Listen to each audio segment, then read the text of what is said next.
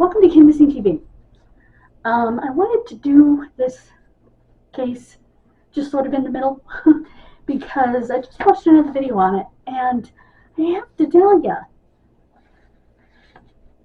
it gave me some questions. This is the Grundy County Jane Doe, or Jane Seneca Doe. She was found on October 2nd, 1976, around 3 o'clock in the afternoon. She was nude. She was African American. She was discovered by a farmer and, unfortunately, his young granddaughter in a ditch on Highway 6, a couple of miles east of the LaSalle County line in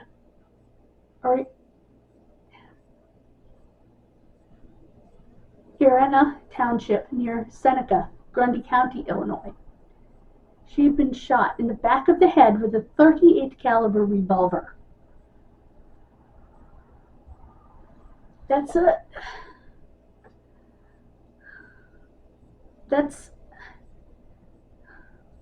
what's the word? Assassination style. A multicolored knit sweater had been wrapped around her head and covered with green plastic bag, tied off with black electrical tape. She had brown eyes and black hair, was 15 to 27 years of age, stood 5'7", and weighed 150 pounds. Manner of death was a homicide. Duh? You think?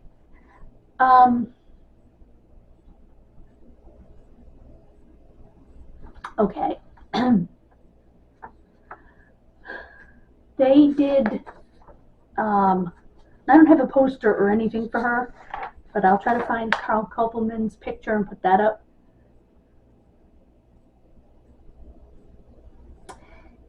Here's a quote from the Grundy County Deputy Chief Coroner, Brandon Johnson, what he told Dateline NBC. He said, "I think everybody deserves closure, justice, and absolutely they deserve their name. For someone to be buried without any of that, especially without their name, that's just really sad. And to be forgotten for 45 years, that's just heartbreaking." I agree.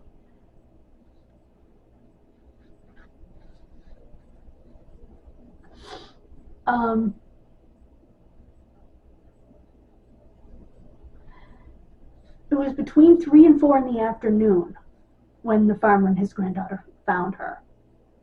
I bet that little girl never forgot that.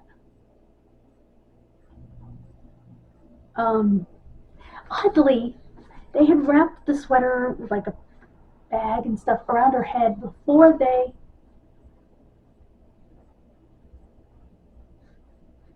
in the pocket of the sweater, which may have been a cardigan, was a bottle of T.J. Swan wine. It couldn't have been a big bottle of wine. Those pockets aren't that big. It must have been one of those small bottles. And how was it in the pocket if the thing was wrapped around her head? I'm not picturing this at all. In June of 2018, after they did everything they possibly could, followed every lead, Johnson partnered with the DNA Doe Project to try to solve her case with genetic genealogy.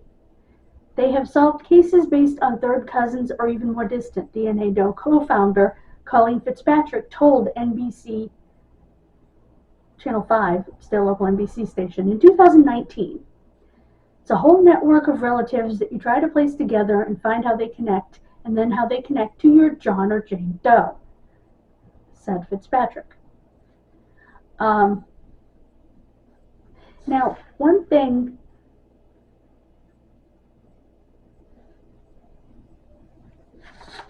that was interesting to me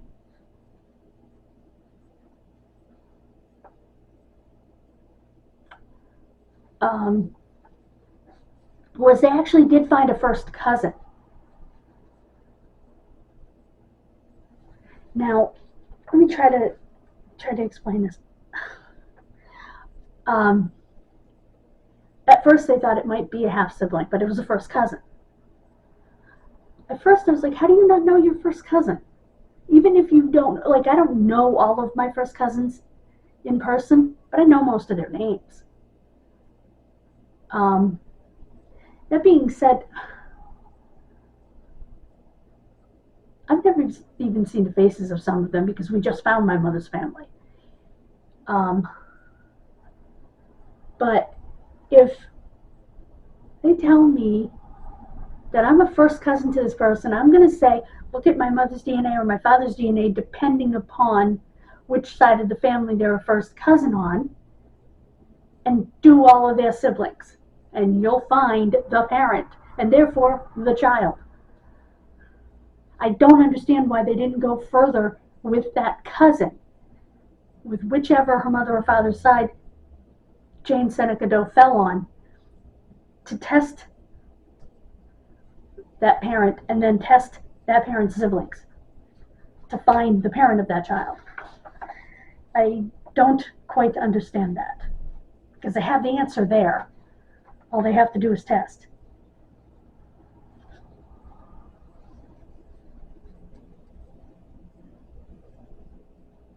Her family was primarily, according to the genealogy, in Dallas County, Alabama. They may also have lived in Wilcox County, Alabama. Some stayed in Alabama, while others moved to Cincinnati, Ohio, and Detroit, Michigan. They think her parents may have lived in Selma, and the surnames Calhoun and Harris are prominent in Jane Doe's family tree. They think her grandparents may have been Calhoun and her great-grandparents possibly Harris.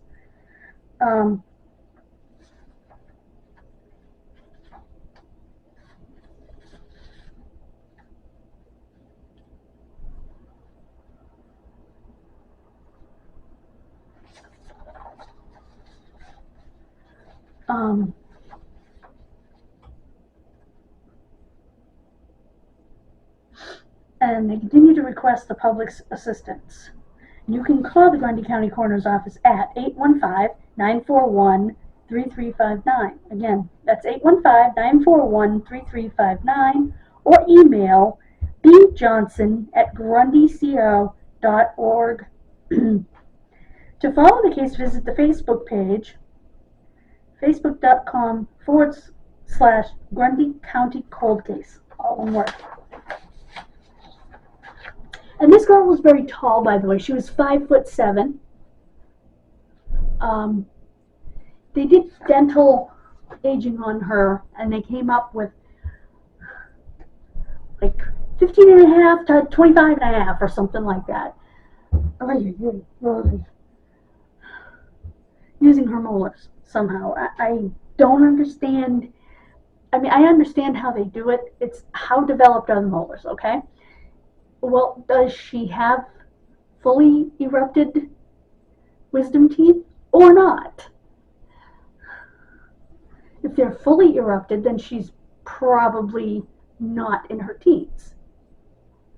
If they're starting to erupt, and based on her development, that could tell you she's in her teens. It'll be interesting to see what comes out when they find out who she was, because I believe that they have the answer. They have the answer. All they have to do is test that first cousin's sibling from whichever side of the family it came from, test that person's siblings, and find the parent. That's all they have to do. I don't know why they're not doing it. It's so frustrating. That's why I wanted to bring this case to you.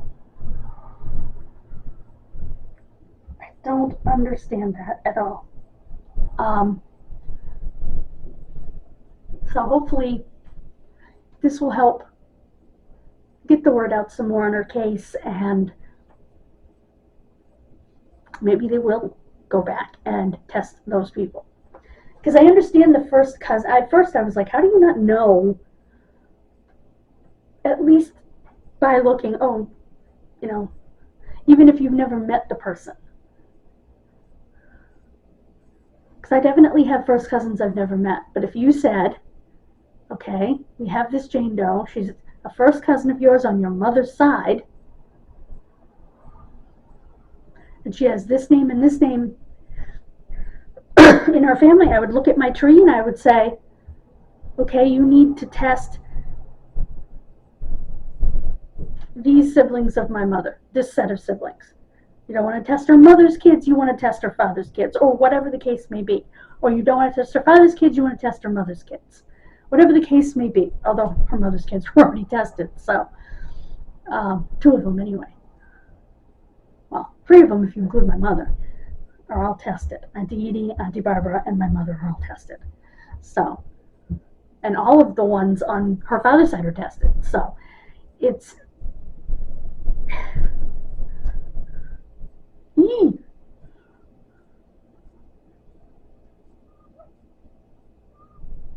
so yeah, I just think that we need to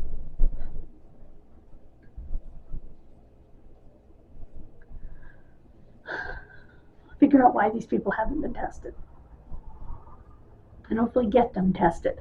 Let's pray for that. Thank you for joining me. God bless you. Have a wonderful rest of your day. We are up to 283 subscribers on our way to 500, guys. Well more than halfway there. All because of you. So keep subscribing. If you're new or if you've watched a few videos, subscribe. Thank you so much. Bye, guys.